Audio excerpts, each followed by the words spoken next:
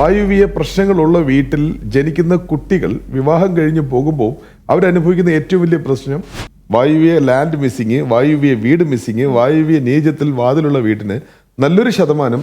നമസ്കാരം, ഞാൻ അശ്വിനി. വാസ്തുപരമായിട്ടുള്ള പുതിയൊരു എപ്പിസോഡിലോട്ടേക്ക് എല്ലാവർക്കും സ്വാഗതം. പതിവ് പോലെ നമ്മുടെ കൂടെ ആശ്രൽ തങ്കച്ചൻ സാറും കൂടെയുണ്ട്. സാർ നമസ്കാരം. നമസ്കാരം സാർ, നമ്മൾ കഴിഞ്ഞ വീഡിയോസിൽ ഓരോ മുക്കിൻ്റെ മൂലയുടെയൊക്കെ ആയിട്ട് മിസ്സിങ്ങിനെ കുറിച്ചിട്ട് നമ്മൾ സംസാരിച്ചു. ഇനി നമുക്ക് വായുവ്യത്തിനെ കുറിച്ചിട്ട് സംസാരിക്കാം.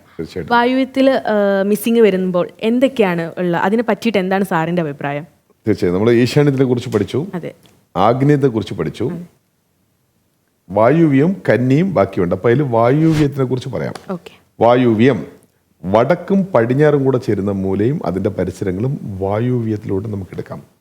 അപ്പം വായുവ്യത്തിൽ തന്നെ ഉത്തരവുണ്ട്, വായു. മനസ്സിലായില്ലേ? അപ്പോ അവിടെ മിസ്സിങ് ആകുമ്പം ആ വായുവ്യത്തിന്റെ ലഭ്യത കുറയുന്നു എന്നർത്ഥം ആ ശരീരത്തിൽ. ഇപ്പം ഈശാന്യം എന്നുള്ളത് ജലകാരകത്വം. അപ്പം അതിനെ സൂചിപ്പിക്കുന്ന ശരീരഭാഗം എന്ന് പറഞ്ഞാൽ തല. അപ്പം ജലം, തല. അപ്പം അവിടുത്തെ അതുമായി ബന്ധപ്പെടുന്ന ജലകാരകത്വം കുറയുന്നു എന്നുള്ളതാണ് വാസ്തുവിൽ പറയുന്നത്. അപ്പോൾ നമ്മൾ ആഗ്നേയത്തിൽ പോകുമ്പോൾ അവിടെ എന്ത് സംഭവിക്കുന്നു? അവിടെയും ഇത്തരം കാര്യങ്ങളാൽ ആഗ്നേയ പ്രശസ്തി നഷ്ടപ്പെടുമ്പോൾ ശരീരത്തിലുണ്ടാകുന്ന ഭാവമാറ്റങ്ങൾ, ബ്ലഡ് സംബന്ധമായിട്ടുള്ള രീതി. കാരണം ചൊവ്വ, ആഗ്നേയം, ചൊവ്വ, അപ്പം അത് ബ്ലഡ് ഒക്കെ എല്ലാം കണക്ട് ചെയ്ത് നമ്മൾ വിശദമായി സംസാരിച്ചു. ഇനി പോകുന്നത് വായുവ്യാണ്. അപ്പോൾ വായുവ്യം എന്നുള്ള ദിക്ക് പറഞ്ഞു, വടക്ക് പടിഞ്ഞാറ് മൂലയാണ് വായു മൂല. ആ പരിസരങ്ങളെല്ലാം അവിടെ ഏറ്റവും കൂടുതൽ നമ്മൾ ശ്രദ്ധിക്കേണ്ട കാര്യം എന്ന് വെച്ച് കഴിഞ്ഞാൽ അവിടുത്തെ മിസ്സിങ്ങിൽ നമ്മൾ ഏറ്റവും കൂടുതൽ ആദ്യമേ അനുഭവപ്പെടുന്നതെന്ന് വെച്ച് കഴിഞ്ഞാൽ ഒരു പാരലൈസിസ്. അപ്പോൾ വായു തടസ്സം, കുടൽ വായു തടസ്സം, ഈ രീതികളിൽ നമുക്ക് ചിന്തിക്കാം. യൂട്രസിന്റെ പ്രശ്നങ്ങൾ ഉണ്ടാവുന്നു, വെരിക്കോസിന്റെ പ്രശ്നങ്ങൾ ഉണ്ടാവുന്നു.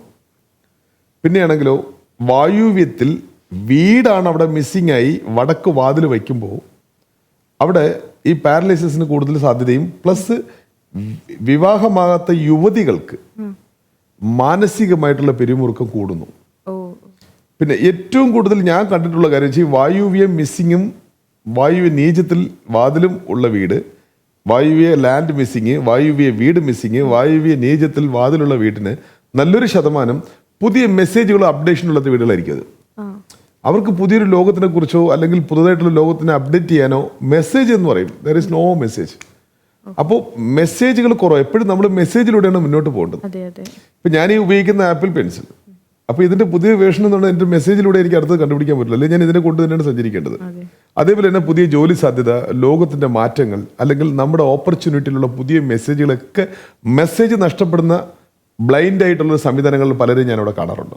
വളരെ ചുരുങ്ങിയ കുറച്ച് കോൺസെപ്റ്റുകളോട് മാത്രം ജീവിക്കുന്ന ആൾക്കാർ ഞാൻ കണ്ടു. അതായത് land missing and property missing, building missing, plus നീചവാതിലുള്ളവർക്ക് ഈ സംഭവം കൂടുതലായി ഞാൻ കാണുന്നുണ്ട്. അപ്പോൾ അവിടെ ഞാൻ നേരത്തെ പറഞ്ഞ പോലെ യൂട്രസ്, എത്രയോ വായുവ്യ ഫോൾട്ടുള്ള വീട്ടിൽ യൂട്രസ് റിമൂവ് ചെയ്ത് കഴിഞ്ഞു സ്ത്രീകൾ.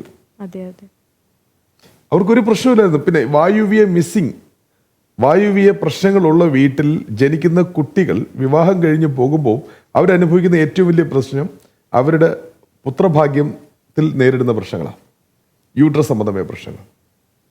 ഇതെല്ലാം വായുവ്യത്തിലൂടെ നമ്മൾ കണ്ടുപിടിക്കുകയാണ്. മനസ്സിലായില്ലേ? അപ്പം നല്ലൊരു ശതമാനം വായുവ്യത്തിൽ ഇത്തരം പ്രശ്നങ്ങൾ വരുന്നുണ്ട്. അപ്പം വായുവ്യം എന്നുള്ളത് ഒരു മെസ്സേജിൻ്റെ ഒരു കോൺസെപ്റ്റും കൂടെ ആയിട്ട് എടുക്കണം നമ്മൾ. നമുക്ക് ഒരു മെസ്സേജ് വരുന്ന, അല്ലെങ്കിൽ നമ്മുടെ വിചാരങ്ങൾ, അതൊരു മെസ്സേജാണ്. പെട്ടെന്നൊരു ഓർമ്മ, അതൊരു മെസ്സേജാണ്. നമ്മൾ ചോദിച്ചില്ലേ നമുക്കിത് എന്തേ നേരത്തെ തോന്നാത്തത്, ബ്ലൈൻഡ് ആയി പോയില്ലേ ഞാൻ എന്നൊക്കെ ചോദിക്കുന്നത് വായുവ്യ കംപ്ലൈൻറ്റുള്ള ഒത്തിരി വീടുകൾ ഞാൻ ശ്രദ്ധിക്കാറുണ്ട്. അപ്പം എന്തുകൊണ്ടിത് വാസ്തുവിൽ ഇത്തരം കാര്യങ്ങളോട് ചാലിക്കുന്നു എന്ന് വെച്ച് കഴിഞ്ഞാൽ നമ്മുടെ ആൾക്കാർ കൂടുതലും വാസ്തു എന്നുള്ളത് ഒരു വീട്ടിനുള്ളിൽ ഒരു ചുമരിലൊരു ദ്വാരം ഇട്ട് കഴിഞ്ഞാൽ വാസ്തുദോഷം തീരുന്നു എന്നുള്ള രീതിയിൽ ചിന്തിക്കുന്നവർക്കുള്ള മറുപടിയാണ്. അതിൽ ഒതുങ്ങി നിൽക്കുന്നതല്ല വാസ്തു, അത് വാസ്തുവേ അല്ല. മിക്കവാറും വീടുകൾ കണ്ടിട്ടില്ലേ ചുമരിലൊരു ഓട്ടയുണ്ടാവും. എല്ലാ ചുമരിലും എവിടെയെങ്കിലും ഒരു ഓട്ടം. കാരണം എന്തോ ബ്രഹ്മം പോകുന്നു, സൂത്രം പോയില്ല, സൂത്രം തടഞ്ഞു എന്ന് പറയാം. അതല്ല വാസ്തു എന്ന് പറയാൻ വേണ്ടിയാ കൂടുതൽ സബ്ജക്റ്റുകൾ അകത്തോട്ട് കയറ്റുന്നത്. കാരണം ഇത് ശരീരവും ഭൗതികതയും ബന്ധിപ്പിച്ചെടുക്കുന്ന റിസൾട്ടാണ് വാസ്തു. അപ്പൊ എവിടെയാണോ വസിക്കുന്നത് ആ വസിക്കുന്ന ഭൂമിക്ക് ഒരു ഭൂമിശാസ്ത്രമുണ്ട്. ഭൂമിയിൽ ജീവിക്കണമെങ്കിൽ ഒരു ഭൂമിശാസ്ത്രം അറിഞ്ഞിരിക്കുന്നു, ഷോർട്ടായിട്ട് പറയാം. അപ്പം അതിനകത്ത് സൂര്യ വെളിച്ചവുമായി ബന്ധപ്പെടുത്തുന്ന ഇത്തരം രഹസ്യങ്ങളെയാണ് വാസ്തു വിശകലനത്തിലൂടെ നമ്മൾ കൊണ്ടുപോകേണ്ടത്. അപ്പോൾ സൂര്യൻ എന്ന് എടുക്കുമ്പം രാവിലെ വരുന്ന പ്രഭാത സൂര്യനാണ് കൂടുതലും വാസ്തുവിലൂടെ നമ്മൾ ഉൾക്കൊള്ളേണ്ടത്. എന്നാൽ അതേ വെളിച്ചം ഉൾക്കൊണ്ട് പ്രതിഫലിക്കുന്ന മറ്റൊരു വെളിച്ചത്തിനാണ് നമ്മൾ നിലാവെന്ന് പറയുന്നത്, ചന്ദ്രന്റെ വെളിച്ചം. അപ്പോൾ സൂര്യന് ഉച്ചനീച്ചങ്ങളുണ്ട്, സൂര്യന് ഉച്ചനീച്ചങ്ങളുണ്ട്. പക്ഷേ ചന്ദ്രൻ എന്തുകൊണ്ട് ചന്ദ്രനെ വായുവ്യത്തിൽ കൊണ്ടുവരുന്നതിന് കാരണമുണ്ട്. അപ്പം നമ്മൾ വാസ്തു എപ്പോഴും അളവുകളിലല്ല, ചുറ്റുകളിലല്ല, മരണച്ചുറ്റോ മൃഗവാതിലോ മനുഷ്യവാതിലോ രാശികൾക്ക് അനുയോജ്യമായ വാതിലുകളോ നക്ഷത്രങ്ങൾക്ക് അനുയോജ്യമായ അളവുകളോ ഒന്നുമല്ല വാസ്തു. വാസ്തു എന്നുള്ളത് ഫലാഫലങ്ങളാണ്. അപ്പം സൂര്യ വെളിച്ചത്തിൽ നിന്ന് നമ്മൾ അനുഭവിക്കേണ്ടതാണ് വാസ്തു, വാസ്തു ഐശ്വര്യം. അപ്പോൾ സൂര്യ വെളിച്ചം തന്നെയാണ്.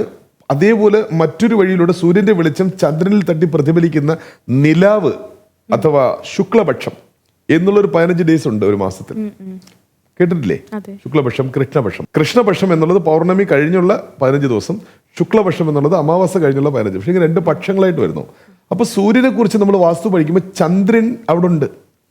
ചന്ദ്രനിൽ നിന്നും സൂര്യനെ പോലെ ഇപ്പോൾ വൈറ്റമിൻ ബി സൂര്യനല്ല, അതുകൊണ്ട് ഉത്പാദിപ്പിക്കപ്പെടുന്നതാണ് വൈറ്റമിൻ ഡി ആ വെളിച്ചത്തിലൂടെ. അതേപോലെ ചന്ദ്രനിൽ സൂര്യ വെളിച്ചം തട്ടി റിഫ്ലാക്ട് ചെയ്ത് നമുക്ക് എത്തുമ്പോൾ അതിനുള്ളിലും വാസ്തു രഹസ്യങ്ങൾ ഒളിഞ്ഞിരിപ്പുണ്ട്. അപ്പം ചന്ദ്രൻ എപ്പോഴും മനകാരകത്വം, ചിന്ത, മനസ്സാണ്. ചന്ദ്രൻ എന്നുള്ളത് മനസ്സാണ്. ഇപ്പൊ സൂര്യൻ ആത്മാവും ചന്ദ്രൻ ശരീരവും എന്ന് പറയും, മനസ്സ്. അപ്പൊ അങ്ങനെ നോക്കുമ്പോൾ മനസ്സിന്റെ ചാഞ്ചാട്ടമുള്ളതാണ് മനസ്സ്, അല്ലേ? പല രീതികളിലും മാറിക്കൊണ്ടിരിക്കുന്നതാണ് മനസ്സ്. ഇവിടെയാണ് നമ്മൾ ചന്ദ്രനുമായിട്ട് കണക്ട് ചെയ്യേണ്ടതും വായു മൂലമായിട്ട് കണക്ട് ചെയ്യേണ്ടതും. അപ്പോൾ അതിന് ചന്ദ്രന്റെ പ്രകാശത്തിന് 27 ഭാവങ്ങളുണ്ട്. 27 നക്ഷത്രങ്ങളുടെ സ്വഭാവം ഈ വെളിച്ചത്തിലൂടെ വരുന്നു. ഓരോ 2 ദിവസങ്ങളിൽ ചന്ദ്രന്റെ രീതികൾ മാറ്റപ്പെടുന്നു എന്നുണ്ടെങ്കിൽ പോലും സൂര്യൻ കൃത്യവും വ്യക്തവുമായ എനർജിയെ കൊണ്ടുവരുന്നു പ്രഭാതത്തിൽ. കോസ്മിക് സപ്പോർട്ട്, അതിനെ നമ്മൾ ബ്രഹ്മ മുഹൂർത്തം എന്ന് പറയാം. പക്ഷേ അതേ നാണയത്തിന്റെ മറുവശം സൂര്യനോടൊപ്പം അല്ലെങ്കിൽ പോലും അതിന്റെ ഒരു 50% ഈട് കിട്ടുന്ന മറ്റൊരു എനർജിയാണ് ചന്ദ്രനിൽ സൂര്യ വെളിച്ചം തട്ടി പ്രതിഫലിക്കുന്ന നിലാവ് എന്നുള്ള കോൺസെപ്റ്റ്. ഓരോ 2.5 ദിവസവും അതിന് ഭാവമാറ്റങ്ങൾ ഉണ്ടായിക്കൊണ്ടിരിക്കും, സ്ഥാനമാറ്റം വരുന്നു. ഭൂമിക്ക് മായുള്ള ദൂരം കുറവും കൂടുതലുമാണ് അത് നിശ്ചയിക്കുന്നത്. അപ്പോൾ ഇവിടെ 27 തരം മാറ്റങ്ങൾ എന്നാ പറയുന്നത്. അതായത് നക്ഷത്രങ്ങളുടെ 27 നക്ഷത്രങ്ങൾ മാത്രമല്ല, കോടാനുകോടി നക്ഷത്രങ്ങളുണ്ടെങ്കിൽ 27 സെലക്റ്റീവ് കൂട്ടങ്ങളെയാണ് നമ്മൾ, ആ സ്റ്റാർസ് ഗാങ്ങുകളെയാണ് നമ്മൾ 27 ടൈപ്പ് ഓഫ് സ്റ്റാർസ് എന്ന് പറയുന്നത്. അതിനകത്ത് അശ്വിനി, ഭരണി, കാർത്തിക എന്ന് പറയുന്നത് തുടങ്ങി 27 നക്ഷത്രം, ബുധൻ അവസാനിക്കുന്നു നമ്മൾ. അപ്പോൾ ഇവിടെ ചന്ദ്രന്റെ ഭാവങ്ങൾ വ്യതിചലിച്ചാണ് നമ്മൾ അനുഭവിക്കുന്നത്. അപ്പോൾ അത് 27 പാർട്ട് എനർജിയെ പ്രൊഡ്യൂസ് ചെയ്യുന്നു എന്ന് പറയാം. പക്ഷെ അത് എനർജി അല്ല, അത് 27 മൂവ്മെന്റുകളത്. ഇത് സത്യം പറഞ്ഞാൽ അത് എങ്ങനെ ഇതിനെ ക്ലാസ്സുകളിൽ ഞാൻ സംസാരിക്കുന്ന സബ്ജക്റ്റ്, അത് അഡ്വാൻസ് ക്ലാസ്സിൽ സംസാരിക്കുന്ന, ബേസ് ക്ലാസ്സിലല്ല, അഡ്വാൻസ് ക്ലാസ്സിൽ. എന്തുകൊണ്ട് വായുവീയ മൂലയിലെ മിസ്സിങ്ങും വായു മൂലയിലെ ഫോൾട്ടും വന്നപ്പോൾ പെട്ടെന്ന് ചന്ദ്രനെ ചാടിച്ച് വന്നേ ഉള്ളൂ. അത് അഡ്വാൻസ് ക്ലാസ്സിൽ പറയുന്ന സബ്ജക്റ്റ് ഇതൊക്കെ, പ്ലസ് DNA വസ്തുവിലും വരുന്ന സബ്ജക്റ്റ്. അപ്പം മനകാരകത്വം വായു മൂലയുമായി കണക്ഷൻ ഉണ്ട്. നമ്മൾ യുവജനങ്ങൾ വായു മൂലയിൽ പ്രശ്നമുള്ള വീടുകളിൽ അവിടുത്തെ സ്ത്രീകൾ, യുവജനങ്ങൾ മാനസികമായി ബാധിക്കുന്നു. നമ്മുടെ ഇതേ ചാനലിൽ തന്നെ മാസങ്ങൾക്ക് മുമ്പ് ഞാൻ പറഞ്ഞിട്ടുണ്ട്, സ്വഭാവ വൈകല്യം, അതിന് ഏറ്റവും കൂടുതൽ ചാൻസ് വായുവ്യത്തിൽ ഫോൾട്ടുള്ള വീട്ടിൽ അവിടുത്തെ യുവജന സ്ത്രീകൾക്ക് അനുഭവപ്പെടും. വളരെ പരസ്യമായിട്ടാണ് പറയുന്നത്. ഇപ്പോൾ വിദ്യാഭ്യാസവും സംസ്കാരവും കൊണ്ട് ഒരുപാട് ആൾക്കാർ അതിൽ നിന്നും വ്യത്യസ്തമായി കാലം നീണ്ടു പോകുന്നു. പക്ഷെ അതിനനുയോജ്യമായ മറ്റൊരു വിദ്യാഭ്തി ഏറ്റുവാങ്ങിയേ പറ്റുള്ളൂ. ഞാൻ പറഞ്ഞിട്ടുണ്ട്, ഈ ഭൂമിയിൽ എത്രയോ വീടുകൾ നമ്മൾ ശ്രദ്ധിച്ചിട്ടുണ്ട്, എത്രയോ വീടുകൾ ഈ ഒളിച്ചോടുന്നില്ലേ കൂടുതലും, സ്വന്തമായി തീരുമാനമെടുത്ത് ഒളിച്ചോടുന്ന. ഇപ്പം അതൊക്കെ വളരെ കുറവാണ് ഇപ്പം. പക്ഷെ പണ്ടേ ഇങ്ങനെ വീട്ടിലൂടെ എതിർത്ത് സംസാരിച്ച്, അതല്ലെങ്കിൽ അവർ വീട് വിട്ട് നിൽക്കേണ്ടി വരുന്നു. ഇപ്പം സ്വഭാവവും സംസ്കാരവും കൊണ്ട് പല സ്ത്രീകൾ, ഒരുപാട് സ്ത്രീകൾ ഇത്തരം പ്രഡിക്ഷൻ അനുഭവിക്കുന്നില്ല. പക്ഷേ അറ്റ്ലീസ്റ്റ് അവർ ഹോസ്റ്റലിലോട്ട് മാറി താമസിക്കുന്നു, അല്ലെങ്കിൽ ബന്ധുക്കളുടെ വീട്ടിൽ താമസിക്കും. ആകെ മൊത്തം ഇങ്ങനൊരു വിധി അവരിൽ പ്രവർത്തിക്കും. ഒന്നും രീതിയിൽ വായുവ്യത്തിൽ കൂടുതൽ ഫോൾട്ടുള്ള വീട്ടിൽ, ചെറിയൊരു ഫോൾട്ടല്ല, നല്ല ഫോൾട്ടുള്ള മിസ്സിങ്, പ്ലസ് കൺസ്ട്രക്ഷനിലെ മിസ്സിങ്, അവിടെ ഒരു കിണർ, അതല്ലെങ്കിൽ അവിടെ ഒരു സെപ്റ്റി ടാങ്ക്, അതല്ലെങ്കിൽ ഈശാന്യത്തിൽ അവിടെ ഒരു താഴ്വാരം, ഇവിടെ എല്ലാം ഞാൻ പറഞ്ഞിട്ട് വെരിക്കോസ് ആയിരുന്നാലും യൂട്രസ് സംബന്ധമായ പ്രശ്നങ്ങളായിരുന്നാലും വായുവ്യ നീച വായുവ്യത്തിൽ ഉണ്ടാകുന്ന ഫോൾട്ട് സ്ത്രീകളുടെ മനസ്സിനെയും ചേർത്ത് വായിക്കണം. അതിനാണ് ചന്ദ്രനെ കൊണ്ടുവന്നത്, ചന്ദ്രൻ മനോകാരകൻ. അപ്പോൾ മനസ്സിന്റെ ചാഞ്ചാട്ടവും മനസ്സിന്റെ വൈകല്യങ്ങൾ ഈ 27 ടൈപ്പ് ഓഫ് സെൻസിൽ നമ്മൾ എടുക്കണം. അത് നക്ഷത്രങ്ങളുടെ എനർജി ഫലത്തിനെ കൊണ്ട് പേറി വരികയാണ്. അതെല്ലാം ഞാൻ പറഞ്ഞില്ല മനസ്സിലാകാൻ വളരെ ബുദ്ധിമുട്ടാണ്. ഞാൻ പെട്ടെന്ന് വായുവ്യം വന്നപ്പോൾ ചന്ദ്രൻ ആഡ് ചെയ്താൽ ഒരിക്കലും ഞാൻ താല്പര്യപ്പെട്ട സബ്ജക്റ്റ് അല്ല ഇത്.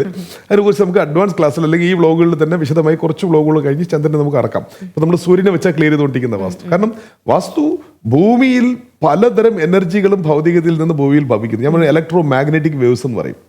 അതിൽ വളരെ പ്രധാനമായിട്ടാണ് നമ്മൾ ഈ വേവ്സ് സൂര്യപ്രകാശത്തിലൂടെ കടന്നു വരുന്ന കിരണങ്ങളിൽ നമുക്ക് മിക്സിംഗ് കിരണങ്ങൾ, അതായത് infrared, ultraviolet, gamma rays, X rays, radio തരംഗങ്ങൾ, വിസിബിൾ ലൈറ്റിന്റെ കൂടെ ഒപ്പം ഇതിങ്ങനെ പലതരം എനർജികൾ കടന്നു വരുന്നുണ്ട്.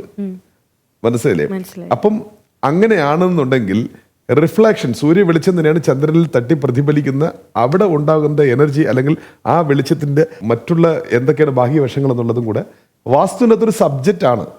അതൊരു വലിയൊരു കടലാണ്. ഞാനൊക്കെ അതിന്റെ സ്റ്റുഡൻ്റ് ആണ്, ഇനിയും പഠിച്ചുകൊണ്ടിരിക്കുക. മനസ്സിലായില്ലേ? അപ്പോൾ ഇതൊന്നും സാധാരണ വീട്ടിൽ താമസിക്കുന്ന ആൾക്കാർ നിങ്ങൾ ശ്രദ്ധിക്കേണ്ടതേ. നിങ്ങളൊരു 5 കാര്യങ്ങൾ മാത്രം ശ്രദ്ധിച്ചാൽ മതി. നിങ്ങളുടെ പ്രധാന വാതിൽ ഉച്ചഭാഗത്തുണ്ടായിരിക്കണം. നിങ്ങളുടെ സെപ്റ്റിക് ടാങ്ക് അല്ലെങ്കിൽ വേസ്റ്റ് വാട്ടർ ടാങ്ക് വടക്ക് മധ്യത്തിൽ നിന്നും കിഴക്കോട്ടോ അല്ലെങ്കിൽ കിഴക്ക് മധ്യത്തിൽ നിന്ന് വടക്കോട്ടോ ഈശാന്യം തൊടാതെ വയ്ക്കുക. നിങ്ങളുടെ കിണറുകൾ പ്രോപ്പർ ഈശാന്യത്തിൽ, കിഴക്ക് ഈശാന്യം, വടക്ക് ഈശാന്യത്തിൽ എവിടെയെങ്കിലും വയ്ക്കുക. മാസ്റ്റർ ബെഡ്റൂം, കന്യമൂലയിൽ ഒരു ബെഡ്റൂം ഉണ്ട്, കാരണം അത് ഭൂമി കാരകത്വം, ഉത്ഭവം, അവിടെ ഒരു മാസ്റ്റർ ബെഡ്റൂം വയ്ക്കുക. അപ്പോൾ ആഗ്നേയ വായുവോ പരിസരങ്ങളിൽ മേളിലോട്ട് പോകുന്ന സ്റ്റെപ്പ് വയ്ക്കുക. കന്യമൂലയുടെ മേൽഭാഗത്ത് ഉയരവും ഭാരവും വർദ്ധിപ്പിക്കാൻ മനഃപൂർവ്വമായി വാട്ടർ ടാങ്ക് അങ്ങോട്ട് കൊണ്ടുപോകുക. സിമ്പിൾ. ഒരു 4-5 കാര്യം മാത്രം തന്നെ നല്ലൊരു വാസ്തു യോഗ്യമായി കഴിഞ്ഞു നിങ്ങൾ ഇവിടെ. ഞാനീ പറഞ്ഞ DNA വാസ്തു അല്ലെങ്കിൽ ചന്ദ്രനും ഭൂമിക്കുള്ള ബന്ധങ്ങളോ സൂര്യനും സൂര്യകിരണങ്ങൾക്കും വീടിനുള്ള ബന്ധങ്ങളൊക്കെ വലിയ സബ്ജക്റ്റാണ്. നിസ്സാരമായി വീട്ടിന് ഉച്ചവാതിൽ കണ്ടെത്തുക. നിങ്ങൾ അളവുകളോ കാര്യങ്ങളോ ഒന്നും നിങ്ങൾ ഒതുങ്ങരുത്. ഉച്ചഭാഗത്തൊരു വാതിൽ, ഈശാന്യത്തിലൊരു കിണർ, മാസ്റ്റർ ബെഡ്റൂം ഉയർന്നും ഭാരമേറിയതായിരിക്കുക. ആഗ്നേയത്തിൽ കിച്ചൺ അല്ലെങ്കിൽ വായുവ്യത്തിൽ കിച്ചൺ. വീടിന്റെ ഈശാന്യ ഭാഗങ്ങളിൽ വലിയ വൻമരങ്ങളില്ലാതെ വൃത്തിയായി ഭാരക്കുറവായി താഴ്വാരങ്ങളായി സൂക്ഷിക്കുക. ഇതേപോലത്തെ ഒരു 5-6 മിനിമം കോൺസെപ്റ്റ് നിങ്ങൾ ശ്രദ്ധിച്ചാൽ മാത്രം മതി. വാസ്തുയോഗ്യമായ നല്ലൊരു മൂവ്മെന്റ് നിങ്ങൾക്ക് കിട്ടും. ഇന്നത്തെ വീഡിയോ നമ്മളിവിടെ അവസാനിപ്പിക്കുകയാണ്.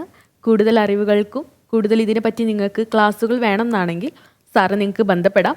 സാറിൻ്റെ നമ്പർ നമ്മളിവിടെ ഡിസ്ക്രിപ്ഷൻ ബോക്സിൽ കൊടുത്തിട്ടുണ്ട്. കൂടുതൽ വീഡിയോസ് കാണാൻ വേണ്ടിയിട്ട് ചാനൽ സബ്സ്ക്രൈബ് ചെയ്യുക. കൂടുതൽ മനോഹരമായ വീഡിയോസിന് വേണ്ടിയിട്ട് കാത്തിരിക്കുക.